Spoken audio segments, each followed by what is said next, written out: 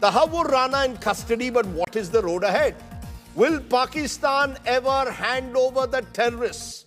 And when will the 2611 victims get closure? I'm joined by special guests. M.N. Singh is former Mumbai Police Commissioner. Rizwan Merchant is senior criminal lawyer. K.C. Singh is former Secretary, Ministry of External Affairs. Appreciate all of you joining us. I want to come to each of you one by one. M.N. Singh, let me turn to you first because you are unique. You were in charge when the 1993 Mumbai blast took place. You also saw what happened in Mumbai in 2008. 1993, Dawood Ibrahim behind the blast. We haven't been able to extradite him. Today, at least, we've been able to extradite one of the key plotters of 2008. Does it give you a sense of satisfaction, given the fact that you were all those years trying to get Dawood back and were not successful, but at least this time we've got Tahawwur Rana back?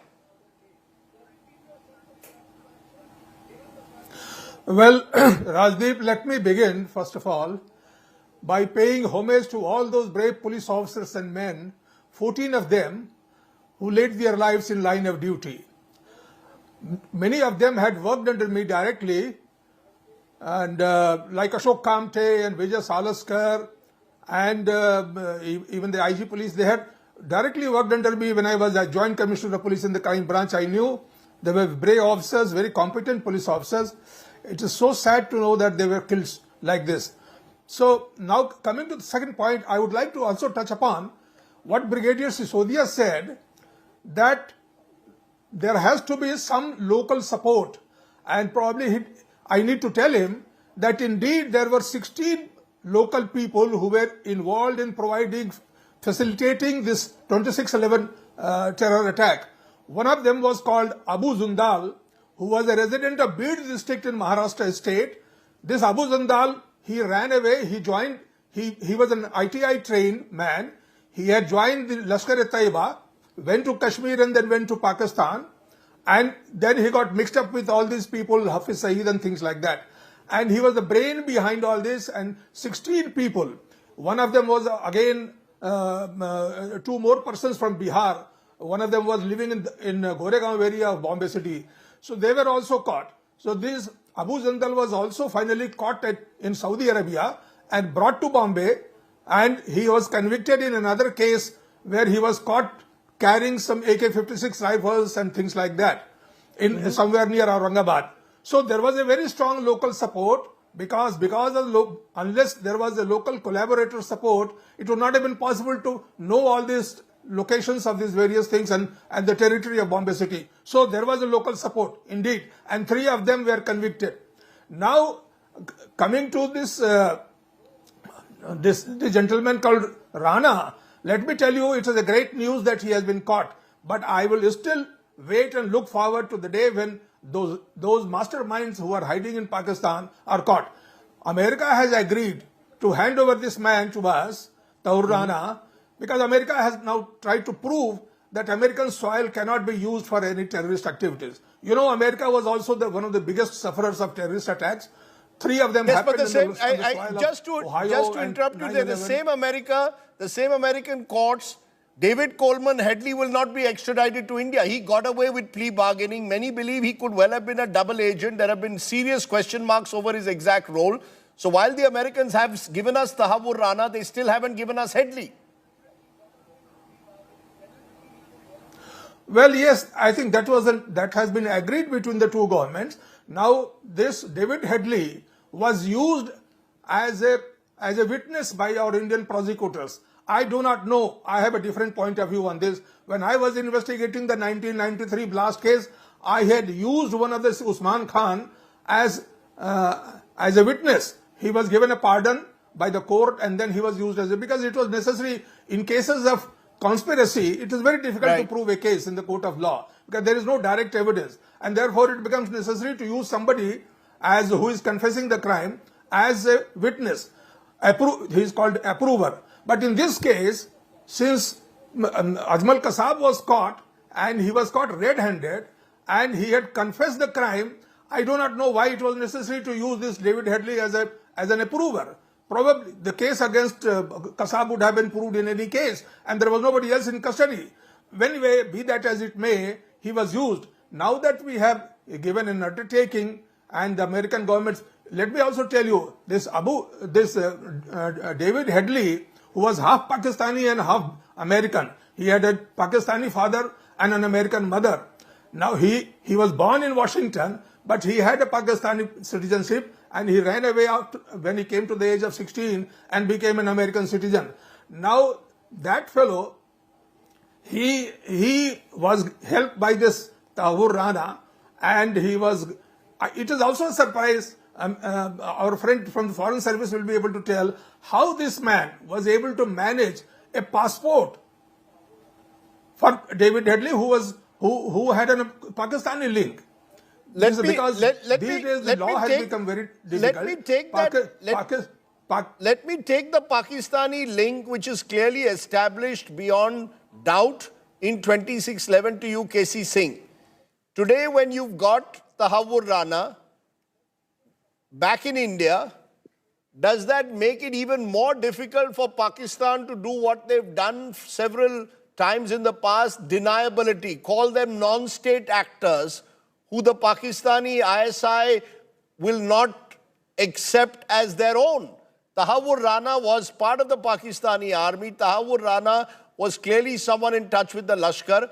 How long can Pakistan live with deniability? Does this change the case in any way? Rajiv, it just adds to it. You see, every time you get more evidence, Pakistan will play the same game. You mentioned Sajid Mir. There are also reports he was put in a prison. They say he was probably poisoned there. So they try eliminating some of the links. But it's always useful to have a direct witness who's witnessed it, participated in it.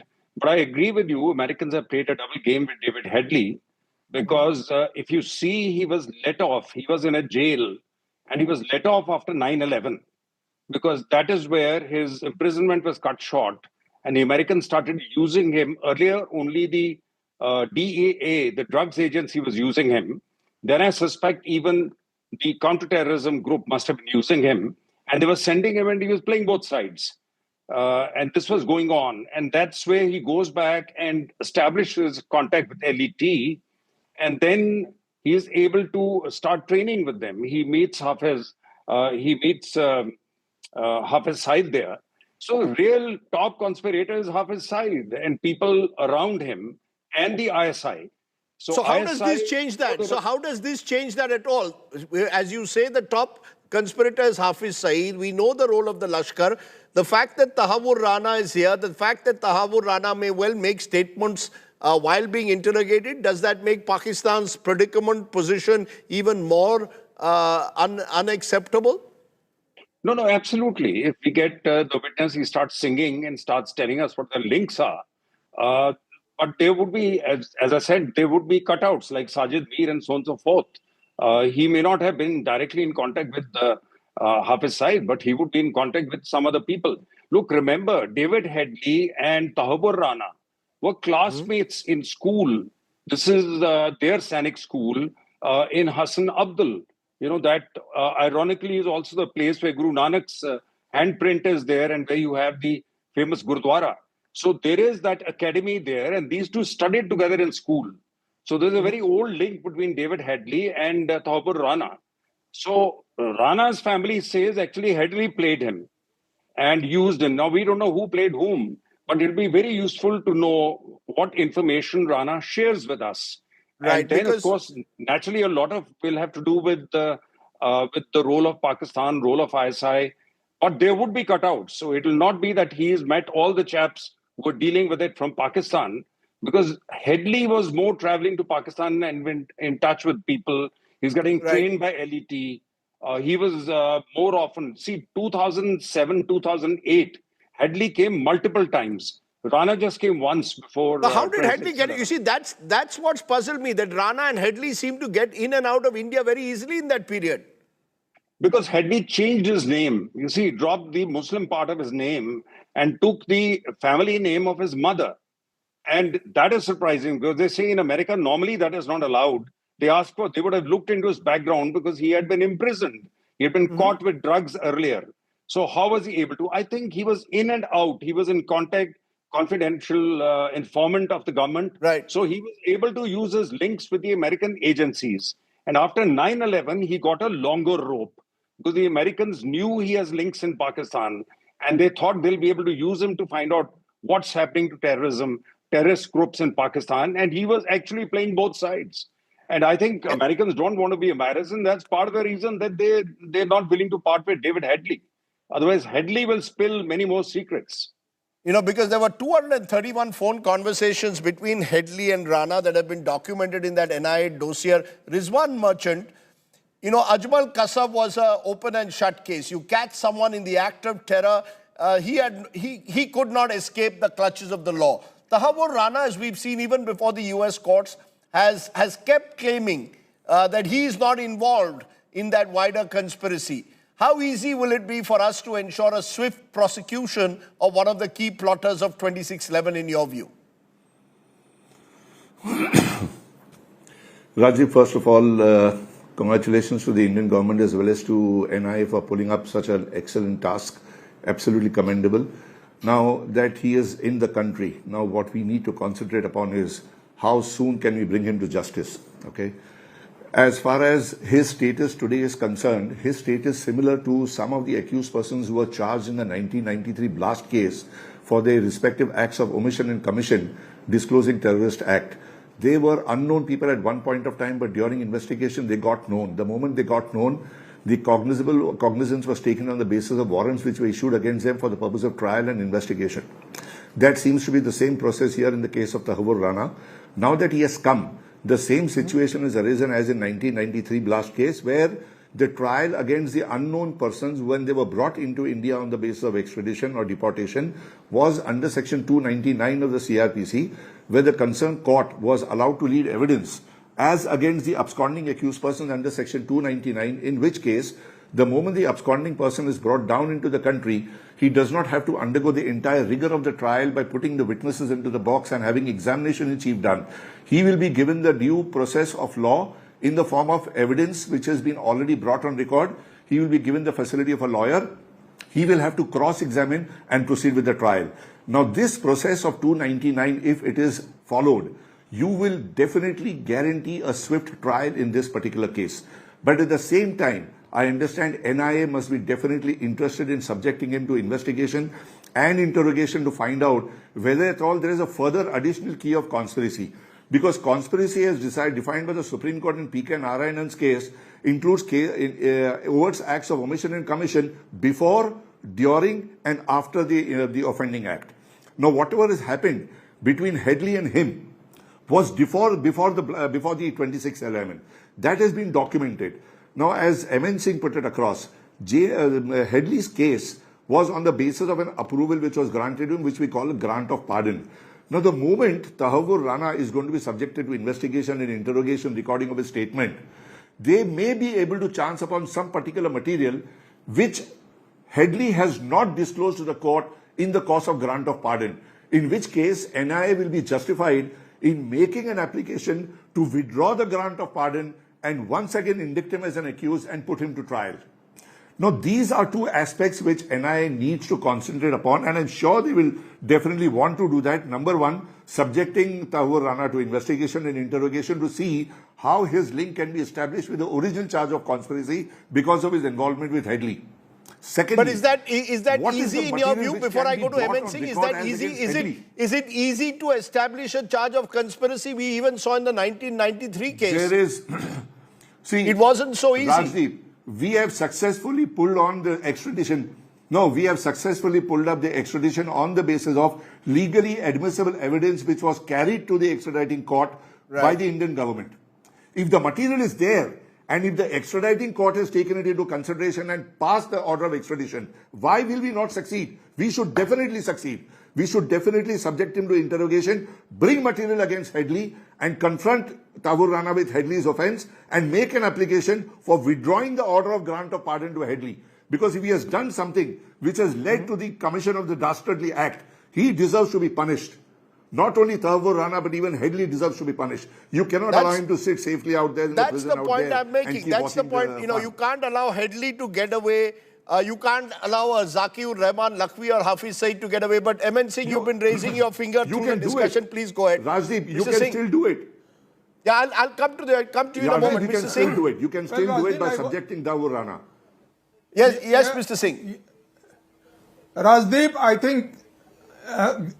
I think getting David Headley back to India is going to be very difficult, because let us not forget that David Headley was a double agent. He was working both for the CIA as well as for the ISI of Pakistan. Now, and based on the information given by David Headley to the Americans, the CIA, the Indian government was informed not once but two dozen times that Bombay was a target. So America will be very hesitant to hand over the custody of David Headley. That is one. Now, as far as the interrogation of this man is concerned, Tahawwur Rana, let me tell you, it is not so important to convict him. What is more important is to know the names of involvement and the involvement of all those Pakistanis, Hafiz Saeed and others, who are still there in Pakistan. In the case of Dawood Ibrahim, Pakistan said that he was not there in Pakistan. Pakistan denied its very presence. In the case of its own citizens, it cannot deny that they are not there, that they are there. So it is more important that through the interrogation of this Tahawwur Rana, we should try and get the custody of those Pakistanis and put pressure on Pakistan. I know Pakistan will not oblige us, but then it will be a good instrument to put pressure on Pakistan. So what? To internationally take some action against Pakistan as a terrorist country. You know, you make an important point, KC Singh. You heard MN Singh say, look, with Dawood Ibrahim, the Pakistanis kept saying he doesn't live in our country. And they got away with it in a way by continually saying that. They can't say that with the Hafiz Saeed, who is in a Pakistani jail. They can't say that with the Zakir Rahman Lakhvi. In the case of Hafiz Saeed, he seems to be in house arrest at times. He seems to be moving out at times. Other times he's in jail. How long can Pakistan fudge this issue by claiming that, look, we cannot bring back Lakhvi, we cannot send Lakhvi or Saeed back to India? Is that something which is impossible? That the Pakistanis will never send back even a Lakhvi back to India? Well, they are not going to, there's no question, they will not extradite, they will pump up someone. Masood Azhar also, they say he's on life support. He might have been pushed into Afghanistan.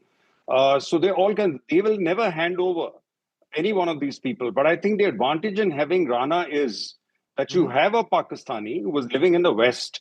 He's not an unknown entity. And if he spills the beans and name that he mentions, the credibility is much greater of the charge that we level against Pakistan. It becomes much more difficult for Pakistan to slip out of it. Just one element I must add, that why was there delay in getting Rana? Look, Rana was sentenced. Americans first prosecuted Rana and David Headley for the planned attack on Denmark. That is how they were caught. They were attacking a newspaper there. And therefore, he was sentenced to 14 years of jail in 2013. That's that right. would have gone until, normally countries will not extradite an individual who's committed a crime in their country. They'll first punish him there. Once he served the sentence, so he was let off in 2022 because of ill health and COVID. So now that he was released, really the extradition proceedings started in 22. Till then, the Americans were sentencing him. So they wanted to get their own, due sort of sentence from him. And then a country gets ready to hand over to another country. So therefore, it's really a process which started in 22. It's a good thing we've got hold of him and the Americans have handed him. But let's see what he says, especially about David Headley and the real conspirators in Pakistan and the hidden conspirators of the ISI. Rizwan Merchant, you've, as you say, you've dealt with several of these cases. Just explain to our viewers, a conspiracy charge, is it very difficult to conclude in a court of law? Can Tahawwur Rana keep prolonging his case in a sense, tariq pe tariq? Is it, or do you believe, given the ramifications and the nature of this case, it is possible to fast track it? Absolutely, Rajdeep, this is very much possible. On the same lines as we were able to expedite the 1993 blast case before the Tara Special Court, when unknown people were subsequently identified, brought down to trial in India. The procedure under Section 299 was followed by the earlier court of the Tada judge, where evidence was recorded in absentia of the absconding accused persons. And the advantage of recording the evidence in their absence under 299 was, the moment they are available, you hand over the notes of evidence to them so that they step into the box and start the cross-examination exercise, so the trial ends expeditiously. You don't waste time in recording of evidence and confronting them with the articles. You give them the notes of evidence and allow them to go ahead with the cross-examination. On the point of conspiracy, the evidence of David Headley is sufficient enough for a conviction of Rana. You can definitely go ahead and convict him. The law is very, very clear. If pardon has been granted to a particular person on the basis of a confession which has been made by Headley, that confession copy will be given to him. Headley will be once again brought on VC to Rana. Rana's lawyers will have to cross-examine him on the point of grant of pardon. And if there is any particular material, additionally, apart from the material which he has voluntarily disclosed during his grant of pardon, absolutely fine. Otherwise, he can be recharged for whatever offense has been committed of charge of conspiracy. Now, conspiracy is not only between Headley and Rana, but conspiracy even in respect of the earlier transactions before, during and after. I repeat, everything which was done before, during and after will have to be brought within the ambit of conspiracy, and Tahawwur Rana will have to stand charge for that conspiracy as a whole, not only a small part of it. Hemant Singh, you again raised your finger. Please go ahead. Yeah, Rajdeep, I want to say that, you see, it's indeed a fact that it is very difficult to prove a case of conspiracy. And that is why we have the provision of citing an approver, granting a pardon to an accused, and use him as a witness of prosecution. But in this case, David Headley's statement is there, which has nailed Tahawwur Rana. So his statement is available. He was examined in the trial course, number one. Number two, there is other independent evidence also available against Tahawwur Rana. He is having very close contacts with David Headley, having exchanged telephonic conversations but no less than 300 times, and his visit to the Indian consulate in Chicago to help him get a visa, Indian visa, and also he himself coming here and spending some time. Some verification will need to be done. So I think there is enough evidence to convict Tahawwur Rana, but I emphasize the point that she should be examined thoroughly to nail down all those Pakistanis who are involved in this case, and the Indian government will of course be putting a lot of pressure so that Pakistan is shamed, and if necessary, either they will be killed or they will be sent to India. That is what I want. Just quick 30 seconds to you, KC Singh. Should therefore India send a complete dossier once again to Pakistan? In the past we've sent it. At times the Pakistanis have said we are looking into it but have never acted firmly. Should we again resend a dossier based on what we get from a Tahawwur Rana? What works better, Rajdeep, is going to the UN Security Council and get the person listed as an international terrorist. Shame China because the Chinese step in the way, but convince the Chinese that, look, we have a witness now, and get a number of people listed who are there, get them listed by the UN Security Council as international terrorists. Naming and shaming is very important. Pakistanis will take no action. You can give them any number of dossiers you want. They'll just make the person disappear or deny. Name and shame them is one way, of course, to get Pakistan almost ostracized, some would say, in the world community. But I appreciate my guests joining me. I don't usually do a my take nowadays. I allow my guests to have their take. But today is a day I want to give you a my take, and I'll tell you why in a moment. Today I wish to speak to you as a Mumbaikar and an Indian who was shattered like all of us by the traumatic terror attacks of 26/11. 175 people died. More than 300 were injured. I lost school and college friends. One of them, Ashok Kamte, was someone I knew rather well in college. One of them, Sunil Parekh, was a senior of mine in school. He and his wife were both killed at the Oberoi Trident. I knew many other families who lost their near and dear ones in 26/11. For 17 years, these victim families have struggled to come to terms with the tragic loss they suffered that day. Bringing Tahawwur Rana to India is an important step forward in unraveling the wider conspiracy. And the Modi government and the investigating agencies deserve credit for pursuing the case with the US authorities. But the real conspirators, my friends, still live in Pakistan and remain out of reach. The Lashkar terrorists were based in Pakistan. Pakistan cannot wash its hands of 26/11 by claiming that the likes of Lakhvi and Saeed are non-state actors. That is simply a bogus argument. If Pakistan ever wants to repair relations with India, it should hand over the likes of Tahawwur Rana, Lakhvi, and yes, even a Hafiz Saeed back here to New Delhi. Pakistan's role in 26/11 lies exposed. Rana's extradition will only give India more ammunition to nail Islamabad's lies when it comes to supporting and sponsoring terror against India. There can be no aman ki asha if the Pakistani state doesn't accept the criminality of 26/11 and ensure justice is delivered. Mumbai and India await a response now from the Pakistani state. We must not forgive or forget 26/11. Thanks for watching. Stay well, stay safe. Good night, Shubh Ratri, Jai Hind, Namaskar.